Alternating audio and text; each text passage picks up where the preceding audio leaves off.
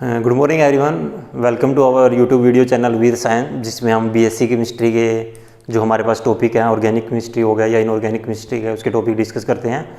और वो भी हम जो हमारे पास सिलेबस है कुरुक्षेत्र यूनिवर्सिटी का, हम उसके अकॉर्डिंग डिस्कस करते हैं। और हमने लेंथेनॉइड चैप्टर स्टार्ट किया है, उसमें हमारे पास 2 वीडियो लेक्चर हमारे हो चुके हैं। This one is the 3rd video lecture.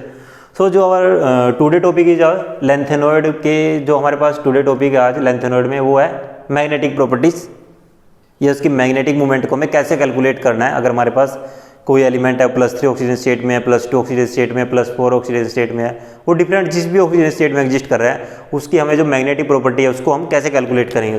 Today our topic is magnetic property.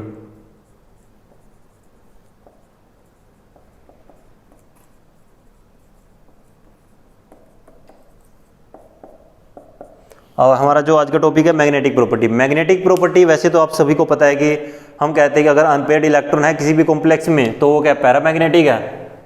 If there is unpaired electron,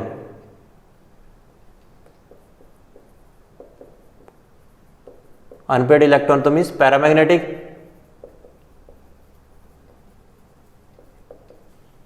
और no unpaired electron, so this one is diamagnetic. कोई भी हमारे पास जो कॉम्प्लेक्स होगा, मेटल होगी किसी भी ऑक्सीजन स्टेट में अगर वो एग्जिस्ट करती है।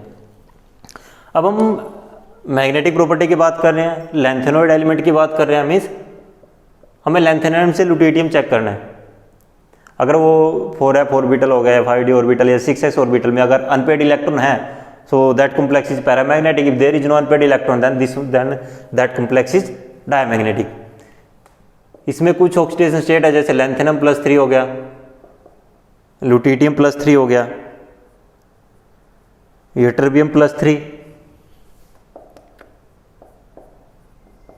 And cerium +4। Lanthanum +3 4f0, lutetium +3 4f14, cerium +4 4f0 and ytterbium +3। Ytterbium +3 is also, अगर मैं यट्रबियम +3 की बात करता हूं, then this one is also 4f14। Sorry, ytterbium +2 है यार, because ytterbium atomic number is 70। Ytterbium atomic number कितना 70 एंड जिनोन इज 54। इलेक्ट्रॉन जिनके हमें इलेक्ट्रॉनिक कन्फिग्रेशन के अकॉर्डिंग फिल करना है वो कितने हैं 16। यट्रबियम जब +2 में होगा तभी वो क्या रहेगा 4f14 होगा। यहाँ पे 4f0 4f14 4f14 4f0 means यहाँ पे भी कोई भी अनपेयर्ड इलेक्ट्रॉन नहीं है, सभी इलेक्ट्रॉन क्या पेयर्ड है, और यहाँ पे तो कोई इलेक्ट्रॉन ऐप में अवेलेबल ही नहीं है। जो हमारे पास जितने भी ये कॉम्प्लेक्स हैं ये सारे क्या हैं, डायमैग्नेटिक है। ये हम कह सकते हैं कि all the element expect these 4 are paramagnetic because they have unpaired electron.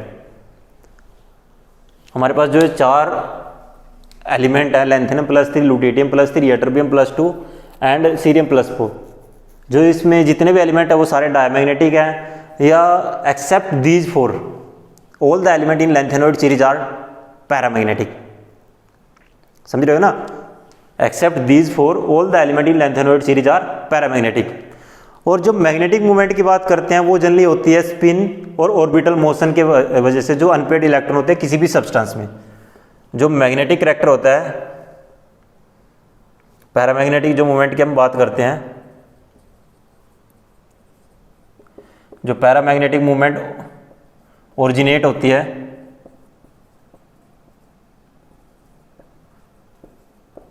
Due to spin and orbital motion of unpaired electron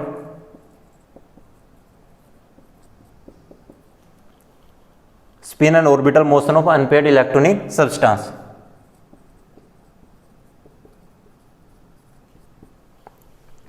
paramagnetic movement originate due to spin and orbital motion of unpaired electron in substance. अब आपने एक formula पढ़ा होगा, इससे पहले आप एक formula पढ़ के आए होंगे स्पिन ओनली मैग्नेटिक मूवमेंट का। सभी ने ये फॉर्मूला बहुत अच्छे से पढ़ा हुआ है। Spin only magnetic moment mu s is equal to under root n into S plus one, यह होता है एक s into S plus one होता है, साथ two s into S plus one, एक ही फॉर्मूला होता है स्पिन ओनली मैग्नेटिक मोमेंट के लिए जो हम फॉर्मूला यूज करते हैं। N is here is total number of unpaired electron, कि किसी भी जो हमारे पास कॉम्प्लेक्स है उसमें total number of unpaired electron कितने हैं। लेकिन जब हम लेंथेनोड एलिमेंट की बात करते हैं, लेंथेनोड एलिमेंट की जब हम बात करते हैं तो वहाँ पे जो इलेक्ट्रॉन होते हैं वो 4f ऑर्बिटल में होते हैं, और जो 4f ऑर्बिटल की शेप होती है वो डिफ्यूज शेप होती है, और जो 4f ऑर्बिटल का जो साइज है वो भी बहुत ज़्यादा, मतलब एक लार्ज साइज की ऑर्बिटल है as compare to s orbital, as compare to p orbital and as compare to d orbital. So यहाँ पे अगर हम स्पिन ओनली फॉर्मूला से मैग्नेटिक मोमेंट कैलकुलेट करते हैं किसी भी पर्टिकुलर मेटल आयन में, अगर हम स्पिन ओनली फॉर्मूला से मैग्नेटिक मोमेंट कैलकुलेट करते हैं और जो उसकी एक्सपेरिमेंटली कैलकुलेटेड मैग्नेटिक मोमेंट है, जो हमने म्यू एस से मैग्नेटिक मोमेंट कैलकुलेट की और जो म्यू एक्सपेरिमेंटल, जो दोनों की मैग्नेटिक मोमेंट है वो दोनों एक दूसरे के इक्वल नहीं है। वैसे तो क्या होना चाहिए कि हम जो थ्योरेटिकली मैग्नेटिक मोमेंट कैलकुलेट कर रहे हैं और जो एक्सपेरिमेंटली हमने मैग्नेटिक मोमेंट कैलकुलेट की, दोनों एक दूसरे को क्या करनी चाहिए, उनको सपोर्ट करना चाहिए, क्योंकि हम जो एक्सपेरिमेंटली मैग्नेटिक मोमेंट निकालते हैं और जो हम थ्योरेटिकली मैग्नेटिक मोमेंट निकाल रहे हैं, दोनों ने एक दूसरे को सपोर्ट करना चाहिए। लेकिन यहाँ पे क्या है कि जो दोनों की वैल्यू वो डिफरेंट है, मीन्स स्पिन के कंट्रीब्यूशन के साथ साथ वहाँ पे कुछ दूसरे अदर फैक्टर भी हैं जिनके कंट्रीब्यूशन की वजह से जो हम थ्योरेटिकली मैग्नेटिक मोमेंट कैलकुलेट कर रहे हैं वो एक्सपेरिमेंटली कैलकुलेटेड मैग्नेटिक मोमेंट के इक्वल नहीं है। So in the case of lanthanoid element और in the case of f block element we use different formula. हम उसके लिए जो मैग्नेटिक मोमेंट कैलकुलेट करने के लिए डिफरेंट फार्मूला यूज करते हैं। वहाँ पे हम स्पिन का, जो मैंने यहाँ पे स्पिन और ऑर्बिटल की बात की है, वहाँ पे स्पिन कंट्रीब्यूशन हमें चेक करना है, स्पिन कंट्रीब्यूशन हमें चेक करना है, orbital and last one is spin orbital. अगर हम इस फॉर्मूले से मैग्नेटिक मोमेंट निकालते हैं तो वहां पे हम सिर्फ स्पिन के कंट्रीब्यूशन को कैलकुलेट कर सकते हैं। लेकिन यहाँ पे जो मैग्नेटिक मोमेंट है वो spin orbital and spin orbital, हमें तीनों का जो एक कंबाइंड कंट्रीब्यूशन है वो चेक करना है, तब हम उसकी मैग्नेटिक मोमेंट को वहाँ पे फाइंड आउट करेंगे। स्पिन ऑर्बिटल स्पिन ऑर्बिटल, उसको कैलकुलेट करने के लिए हमारे पास फॉर्मूला है, जो हमारे पास लेंथेनोइड कॉम्प्लेक्सेस हैं वहाँ पे स्पिन ऑर्बिटल स्पिन ऑर्बिटल, उसके लिए हमारे पास एक फॉर्मूला है mu equal to g under root j into J plus one, and g calculate होगा 1 plus j into J plus one plus S into S plus one minus l into l plus one divided by 2j into J plus one. G equal to 1 plus j into J plus one plus S into S plus one minus l into l plus one divided by 2j into J plus one. Mu is the magnetic moment, G is Lande splitting factor. G क्या है?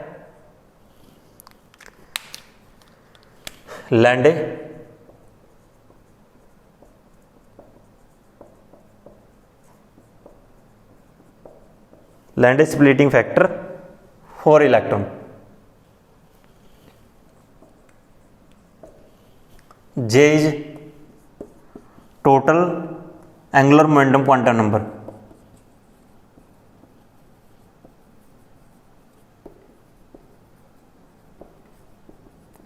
Total angular momentum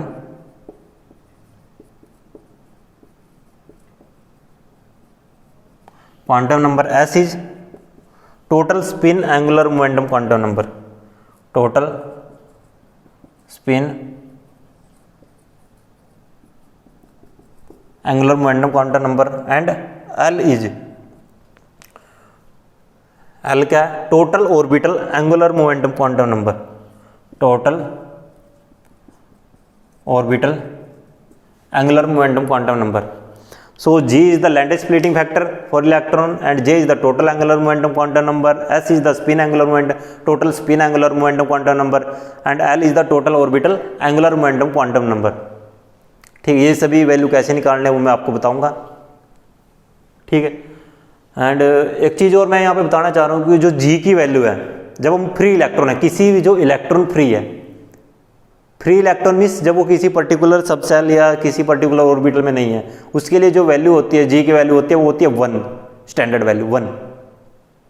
ठीक है, और जब वो किसी particular metal ion या किसी पर्टिकुलर कॉम्प्लेक्स में इलेक्ट्रॉन होगा तो उसके अराउंड डिफरेंट टाइप के इफेक्ट्स होंगे, डिफरेंट जो उसका इन्वायरमेंट है वो चेंज हो जाएगा, और जब उसका इन्वायरमेंट चेंज हो जाएगा तो जो G की वैल्यू वो भी चेंज हो जाती है।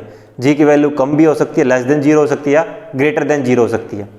सो हम कोई कॉम्प्लेक्स हम लेते हैं, उसमें हम वैल्यू कैलकुलेट करके देखते हैं कि कैसे हम जो वैल्यू है मैग्नेटिक मोमेंट है वो कैसे हम कैलकुलेट कर सकते हैं।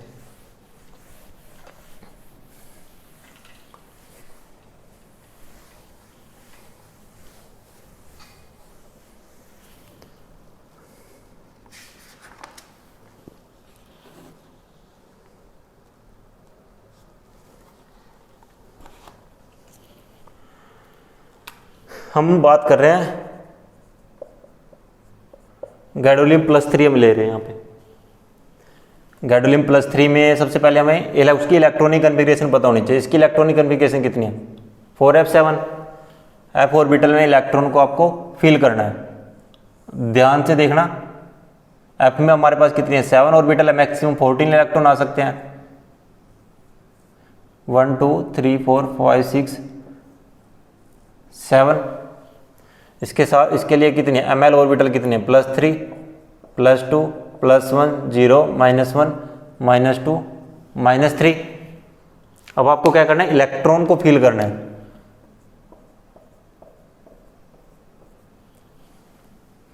आपको क्या करना है? इलेक्ट्रॉन को उसमें फिल करना है। अब यहां से आपको टोटल, सबसे पहले आपको क्या करना है? L की वैल्यू निकालनी है। L क्या हमारा? Total orbital angular momentum quantum number. Total orbital angular momentum quantum number. Total orbital angular momentum quantum number. L क्या होगा हमारा? +ml2 -ml।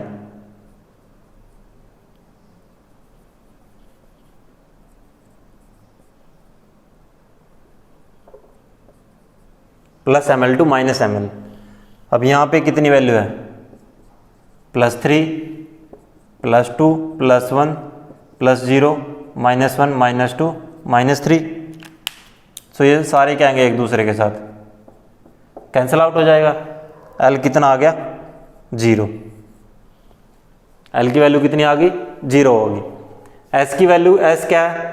Total spin angular momentum quantum number. एक स्पिन के लिए S की वैल्यू कितनी है? +12 +12 +12 +12 +12 +12 टोटल कितने हो गए? +7/2। S की वैल्यू कितनी होगी? 7/2 होगी। उसके बाद हमें निकालना है J। J की वैल्यू वेरी करेगी, ध्यान से देखना। L + S2 L - S। J की वैल्यू वेरी करेगी L + S2 L - S, और ये मोडलेस में है, मोड में मीन्स हमेशा वैल्यू क्या रहेगी? पॉजिटिव रहेगी। अब J की वैल्यू कितनी होगी? L कितना? 0 + 3/2 कितना होगा? 3/2, sorry 0 + 7/2, not 3/2, it is 7/2। 0 + 7/2, so this one is 7/2। सो हमारे पास S की वैल्यू आ गई, J की वैल्यू आ गई, L की वैल्यू आ गई। मैं एक दूसरा एग्जांपल भी आपको दिखाऊंगा करके इसमें। 4f7 इलेक्ट्रॉन हमने फिल किए, इलेक्ट्रॉन हमने इसमें फिल किए। इलेक्ट्रॉन फिल करने के बाद आपको क्या करना है? ml की वैल्यू कैलकुलेट करनी है, सॉरी L की वैल्यू कैलकुलेट करनी है। एल की वैल्यू क्या होगी +ml टू -ml। जितने भी यहाँ पे अपने +3 +2 +1 -0 -2 -3 लिखे हैं, जो 7 ऑर्बिटल्स हैं, उसमें जो भी इलेक्ट्रॉन है, जितने भी नंबर ऑफ इलेक्ट्रॉन है, उनका एडिशन करना है। टोटल कितना हो गया 0। s एक इलेक्ट्रॉन के लिए स्पिन की वैल्यू कितनी है +12। So total number of electron कितने 7/2। j वेरी करेगी तो mod of l + s to mod of l - s। j equal to 0 + 7/2 and 0 + 7/2 is equal to 7/2। यहाँ पे एक चीज़ और ध्यान रखनी है आपको,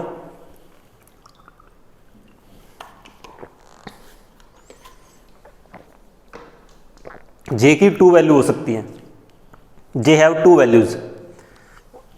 j की 2 वैल्यू हो सकती हैं। 2 वैल्यू कैसे हो सकती हैं? j की वैल्यू आपको मैक्सिमम तब चूज करनी है, j की वैल्यू मैक्सिमम आपको तब चूज करनी है if the electronic configuration is more than half filled. If the electron configuration is more than half filled then we have to use the maximum value of j means l + s। उस case में हमें क्या use करना है l + s। If electronic configuration is more than half filled and j minimum कब use करना है l - s if electronic configuration is less than half field.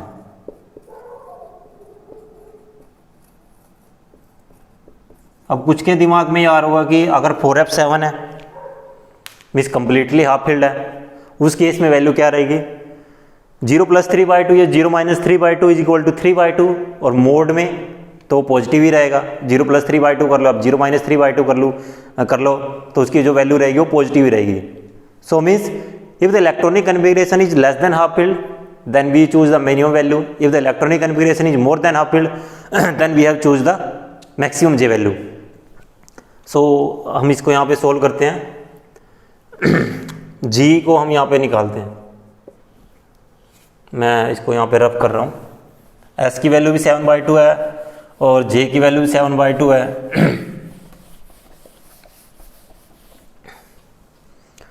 एक बार मैं यहाँ पे वैल्यू लिख देता हूँ, L0 as 7/2, L is also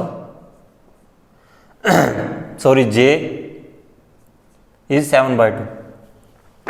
ये 3 वैल्यू है मेरे पास and g equal to 1 + j into j + y2, 7/2 into 7/2 + 1 plus s into s + 1/2, 7/2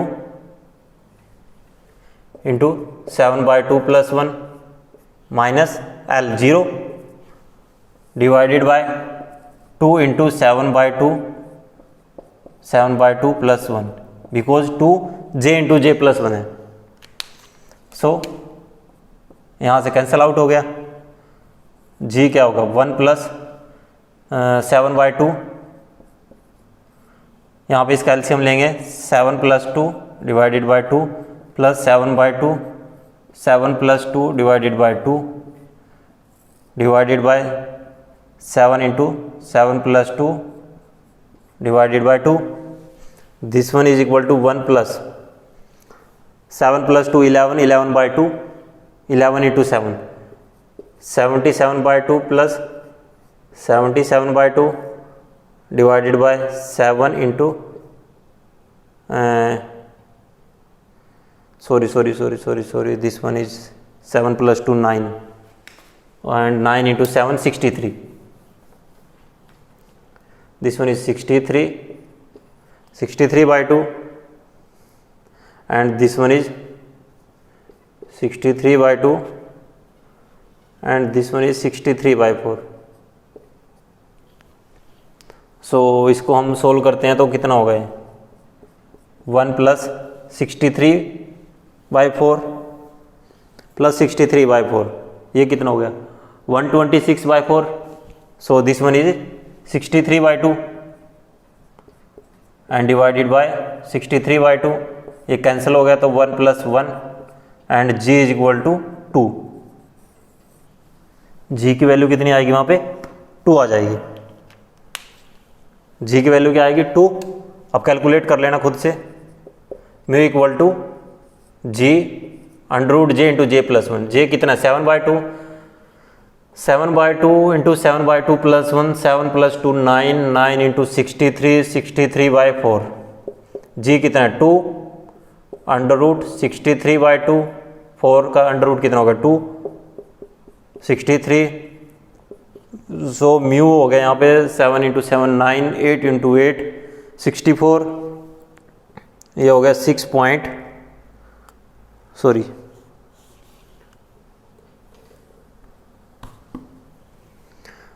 ये होगा यहाँ पे 7 7 49 48 64 7.94 के अराउंड आ जाएगा बोर मैग्नेटोम। सो एक बार आप इस कैलकुलेशन को आप देख सकते हो, ये आपके सामने है। ये वैल्यू मैंने पहले कैलकुलेट की थी, उसके बाद ये वैल्यू कैलकुलेट की थी, ये वैल्यू कैलकुलेट की थी, उसके बाद सिर्फ मैंने कैलकुलेशन की है। कैलकुलेशन आप सभी कर सकते हो। जी इक्वल टू 1 प्लस दिस जितने मेरे पास यहाँ पे जो मैंने यहाँ पे कैलकुलेशन की हुई है, एक बार इसको देख लो आप ध्यान से। उसके बाद हम नेक्स्ट एक और हम एग्जांपल लेते हैं डाइपोर्समियम का। डाइपोर्समियम का हम एक एग्जांपल और यूज करते हैं यहाँ पे। उसमें थोड़ा अलग होगा क्योंकि उसमें मैं लेस देन जो हाफ फील्ड का मैंने कंसेप्ट आपको बताया था कि जे की वैल्यू मैक्सिमम कब यूज करनी है, आपको मिनिमम वैल्यू कब चूज करनी है, वो आपका वहाँ पे क्लियर हो जाएगा।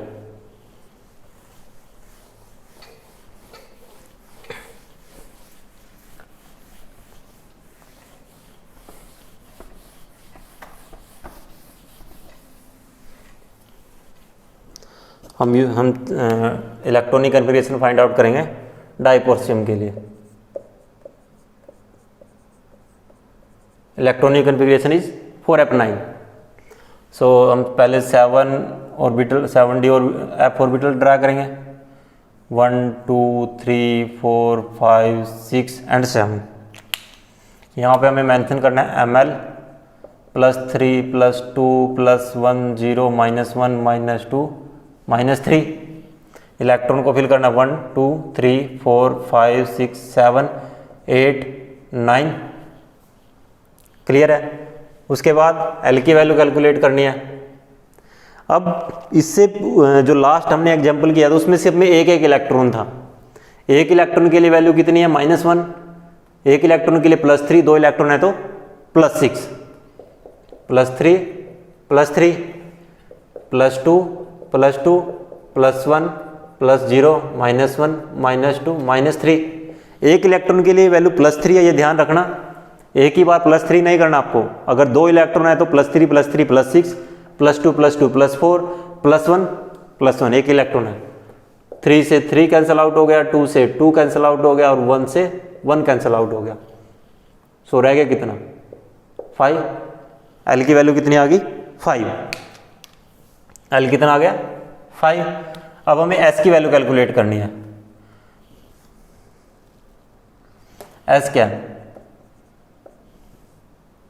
+1/2 -1/2 +1/2 -1/2 +1/2 +1/2 +1/2 +1/2 +1/2 1 2 3 4 5। S कितना हो गया 5/2। J की वैल्यू कैलकुलेट करनी है। मैंने कहा था J की वैल्यू मैक्सिमम तब चूज करनी है if the electronic configuration is more than half filled and 4f9 is more than half filled then 4f7। 4f9 क्या है 4f7 से ज्यादा है, मोर देन हाफ फील्ड है। सो J इज L + S 5 + 5/2 10 + 5/2 15/2 और हम कह सकते हैं 7.5। J की वैल्यू मैक्सिमम यूज करनी है, maximum, because electronic configuration is more than half field. L हमारे पास हो गया, J की वैल्यू हमारे पास आ गई है and S is also here. So उसके बाद क्या करना है G की वैल्यू फाइंड आउट करने 1 + J × J + 1। J is 7.5 plus 1 plus j into J plus 1 प्लस S into S plus 1। S कितना है 2.5 हो जाएगा, 2.5 plus 1 minus l into l plus 1। L कितना है 2.5 प्लस 1 डिवाइडेड बाय 2। जे कितना है 7.5 इंटू 7.5 प्लस 1।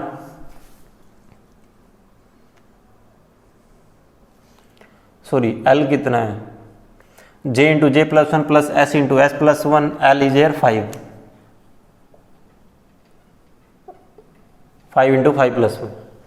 सो अब हमें कैलकुलेट करना है 1 plus 7.5 into 8.5 plus 2.5 into 3.5 minus 5 into 6 30। 2 into 7.5 into 8.5। इसको जब आप कैलकुलेट करोगे उसकी वैल्यू आएगी 1.33। जी की वैल्यू 1.33 आएगी। उसको आपको म्यू में पुट करना है 1.33 under root j into J plus 1। J is 7.5 into 7.5 plus 1। और जब आप इसको कैलकुलेट करोगे वो आएगी 10.62 के अराउंड।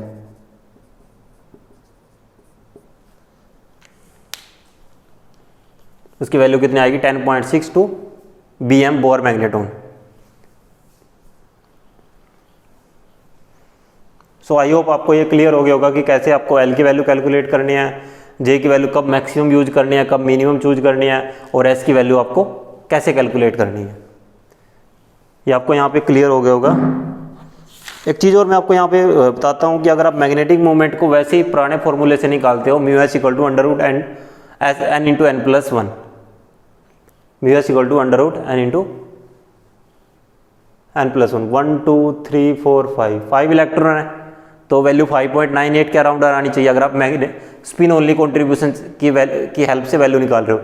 लेकिन एक्चुअल में वैल्यू कितनी है 10.62, इवन डबल है उसकी। तो मीन्स यहाँ पे स्पिन के साथ साथ ऑर्बिटल का कॉन्ट्रीब्यूशन है और स्पिन ऑर्बिटल का भी कॉन्ट्रीब्यूशन है। सो आपको जो कॉन्ट्रीब्यूशन है उसको वहाँ पे निगलेक्ट नहीं करना है, कॉन्ट्रीब्यूशन को वहाँ पे ध्यान रखना है। एक और मैं यहाँ पे बात करना चाहता हूँ कि जो मैग्नेटिक मूवमेंट की वैल्यू है वो आइसो इलेक्ट्रॉनिक है।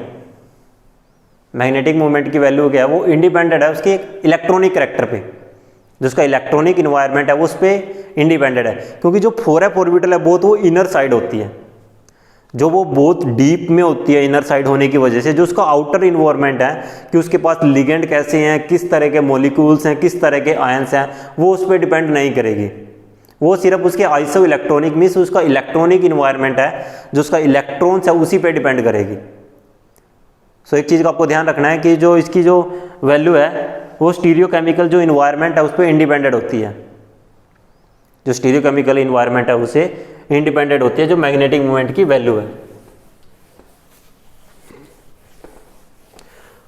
वैल्यू क्या है कि पहले जीरो होती है मैग्नेटिक मूवमेंट की वैल्यू का। अगर मैं ग्राफ दिखाऊं आपको,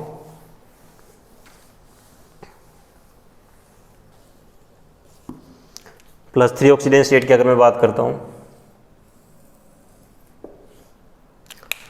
वैल्यू क्या करेगी पहले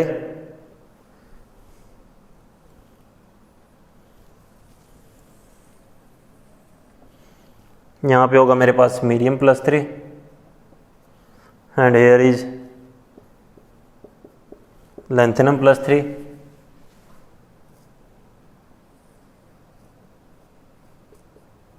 lutetium +3 and here is diprosmium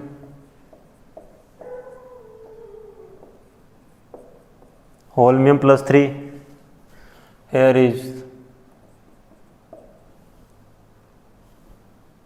terbium +3, here is gadolinium +3, here is europium +3, cerium +3 and here is praseodymium +3,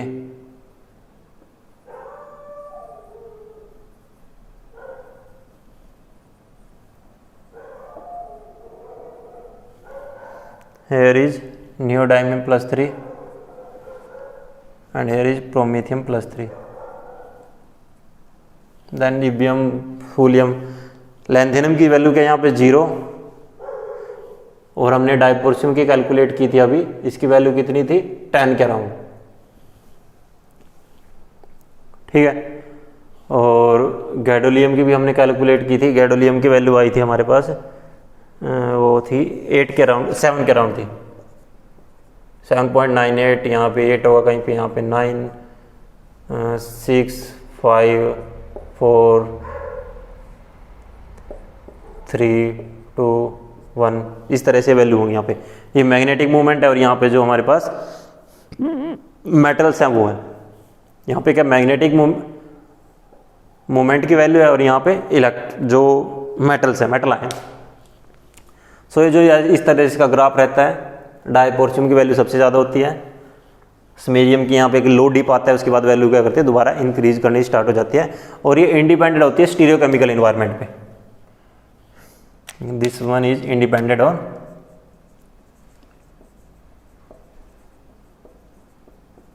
stereo chemical environments. So यहाँ पे जो मेरा मैग्नेटिक मूवमेंट का टॉपिक था, हमारा जो मैग्नेटिक मूवमेंट का टॉपिक था वो भी यहाँ पे कवर होता है। हमारे इस जो चैप्टर है इसमें बेसिक हो गया, उसकी इलेक्ट्रॉनिक कन्फिग्रेशन हो गया, ऑक्सीडेशन स्टेट के बारे में हमने डिस्कस किया, और जो उसकी मैग्नेटिक प्रॉपर्टी है उसके बारे में हमने यहाँ पे डिस्कस किया। आई होप आपको ये समझ में आया होगा। अब डिफरेंट एलिमेंट की मैग्नेटिक जो प्रॉपर्टी है, मैग्नेटिक मूवमेंट है, वो कैलकुलेट करके देखना। अगर आपको किसी कंपाउंड में कोई दिक्कत आती है, किसी कॉम्प्लेक्स में कोई प्रॉब्लम आती है, तो आप मुझसे पूछ सकते हो। Thank you for watching the video.